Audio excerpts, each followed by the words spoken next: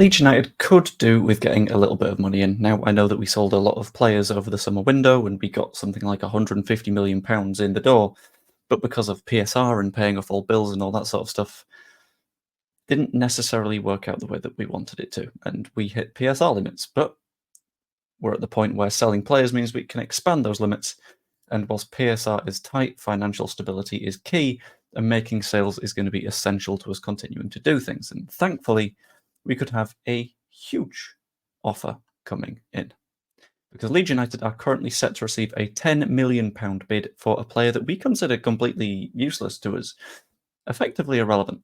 So I'm going to run through a bunch of questions, including who the source is, what the story is, why they want said player, whether or not we should accept it, and some other little revenue raises that are probably worth conversation.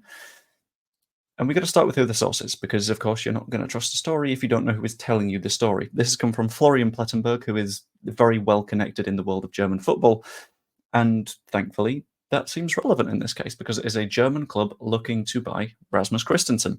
Specifically Eintracht Frankfurt, that's where he's on loan at the minute, and after a season of being subpar for Leeds United, he eventually managed to find his way to Roma somehow, and then to Frankfurt somehow, where he has started every game so far this season for them. I think 6 off the top of my head. Played every minute, and seems to be a quite important part of the side, and thankfully we have a sell clause in his contract, because let's be honest, no one ever wants to see him back at Leeds. Said clause is for 10 to 12 million euros, so that is hovering in the 8 and a bit to 10 million pounds price range, which is a good sort of area for us to sell him for, considering we wouldn't make too much of a loss. And at this point, his book value is comfortably below that because of the way that PSR works. And I think this would be a very, very good sale for us if we get it done. And there is a big question, in my opinion, as to why they want him, because I wouldn't. When it came to having him in the team, all you wanted him to do was be either like a fun, adventurous right back who would be good at attacking, or a boring defensive right back who just sort of behaves and holds his position and doesn't do much except be defensively solid. Instead, what we got is a player who, when he attacks, does it in the most half-assed manner possible, and when he defends, does so incompetently. So that blew my mind, the fact that they want him, but he seems to have been playing a decent amount for Eintracht Frankfurt. He looks like he's been one of their better players so far this season, and frankly, I don't mind him leaving. That'd be very, very good. So when it comes to the question of should we accept, I mean, A, we can't reject it because it's a sale clause in his loan deal, but absolutely yes. Think about the players that we can sign for 10 to 12 million quid at the minute. Think of the fact that we signed Ramazani for about that number.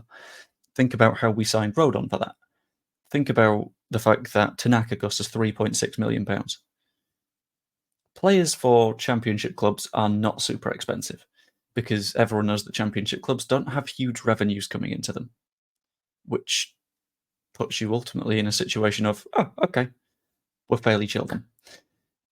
And clubs don't tend to try and push your prices as high as they theoretically could. So whilst we'd be selling for a decent sum of money, because that's the number in the contract, we could buy well more than that value back.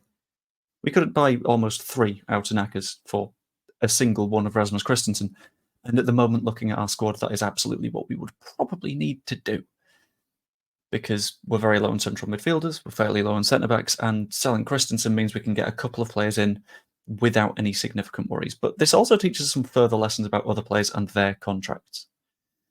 So Jack Harrison, same position, went out on loan again. There's probably a clause in that, right? I don't see why we do it for Rasmus Christensen this year, Diego Llorente last year, whilst Llorente's didn't get triggered because Diego Llorente.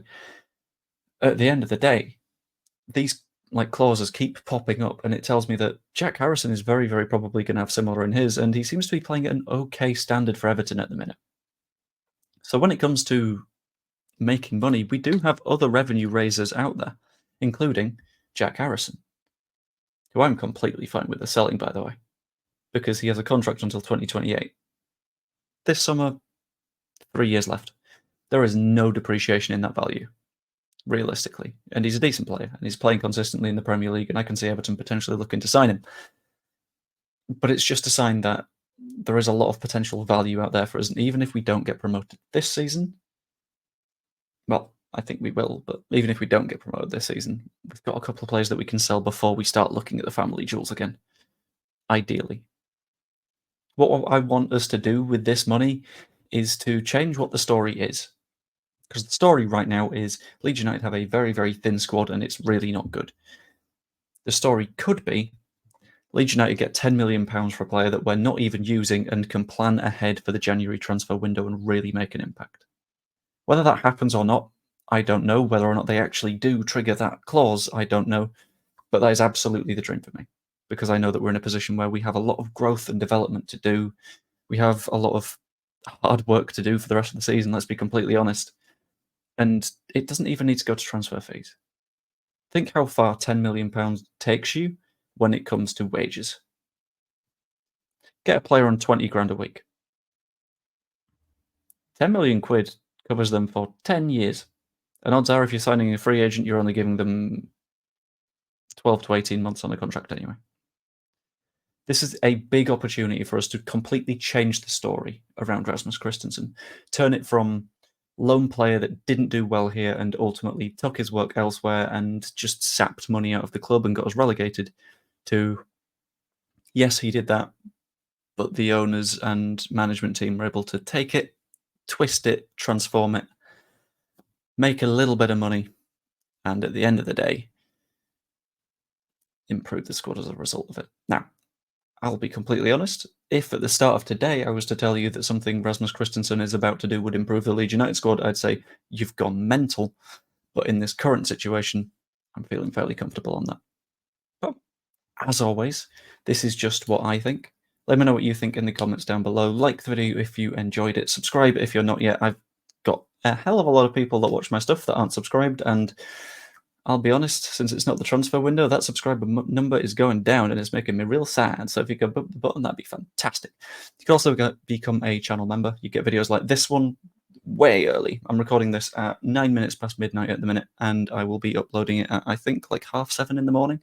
So you can be the first to watch these. It's great. But yeah, enough shilling. Hope you enjoyed, and I will see you later. Ta-ra. Oh, I remember. There was going to be one of those things. You know those things that I do where I'm like, hey guys, say this in the comments of the video. This one's actually important. Please remind me to go to the pharmacy today. Because if I forget, I'll run out of ADHD medication and I will never stream again. Thanks a lot. I will see you later. Oh, God.